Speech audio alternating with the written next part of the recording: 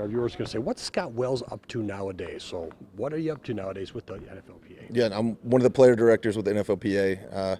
Been there for not quite a year, but I coached high school ball and wrestling and taught high school for almost 8 years, and then took a year off of that and then decided I wanted to get back involved with the union. Teaching high school, Scott. What'd you teach? I taught geography for 2 years of 7th graders.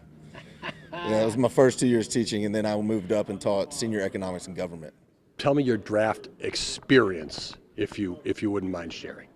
Well, You were coming out of college. Yeah, my draft experience was one. I'd like to say I told you this a minute ago. I was happy to have a draft experience because getting drafted is a big deal. I think there were 255 draft picks the year I came out. I was 251. How nerve-wracking was that whole process, though? Waiting for back in the day, it was the call, right? Right. You were waiting for the call. Right.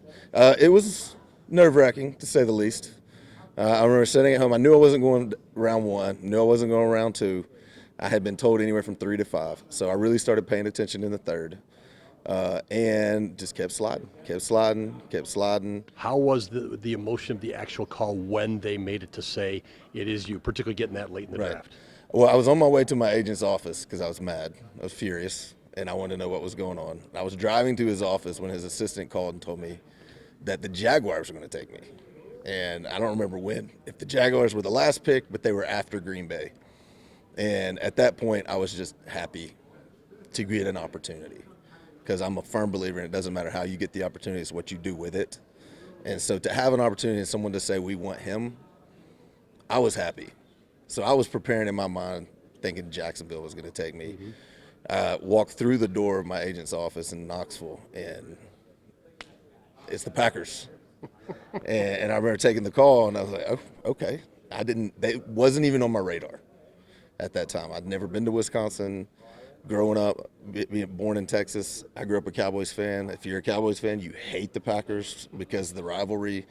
But again, I think it's funny how all that works out. And now I'm a huge Packer fan, and my kids are. And so, again, ended up where I was supposed to be.